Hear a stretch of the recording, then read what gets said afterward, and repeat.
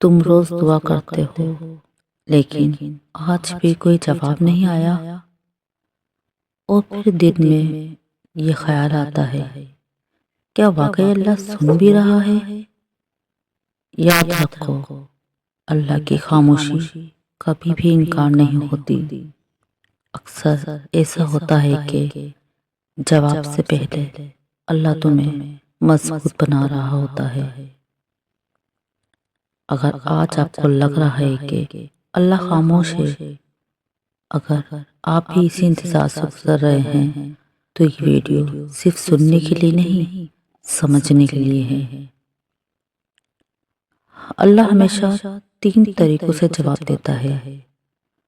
ہم اکثر یہ سمجھتے ہیں کہ دعا کا مطلب ہے جو مانگا وہی مل جائے، لیکن اللہ کا نظام ہماری سوچ سے کہیں زیادہ گہرا ہے۔ اللہ 3 طریقوں سے دعا کا جواب دیتا ہے۔ نمبر 1، جو مانگا وہی دے دیتا ہے۔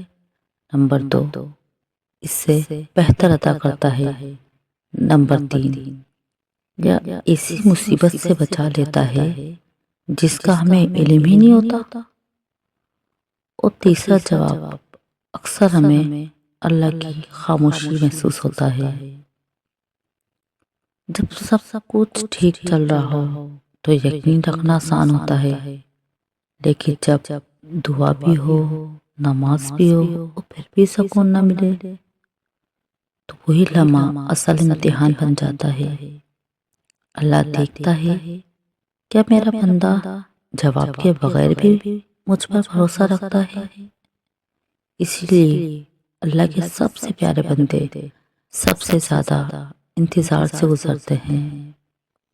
ذرا سوچو، بیج جب زمین میں ڈالا جاتا ہے تو فوراً درخت نہیں بنتا۔ اگر جلدی کر دی جائے تو بیج ہی خراب ہو جاتا ہے۔ اسی طرح کچھ دعائیں فوراً پوری نہیں ہوتی کیونکہ ان کا وقت ابھی نہیں آیا ہوتا۔ اللہ ہر چیز اپنے وقت پر دیتا ہے، اور اس کا وقت ہمیشہ بہترین ہوتا ہے۔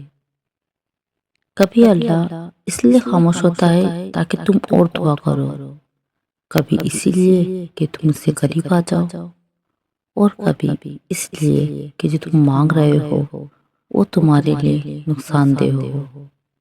یاد رکھو، اللہ تمہیں رلاتا نہیں بلکہ تیار کرتا ہے، کیونکہ جو ملنے والا ہوتا ہے وہ عام نہیں ہوتا۔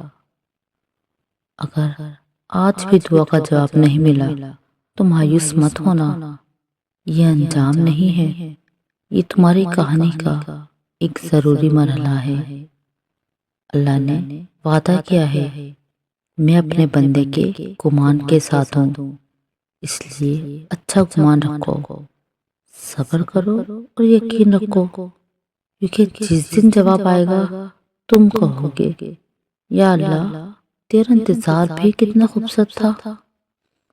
اگر آپ بھی انتظار کے مرحلے میں ہیں تو کمنٹ میں صرف یا اللہ لکھ دیں۔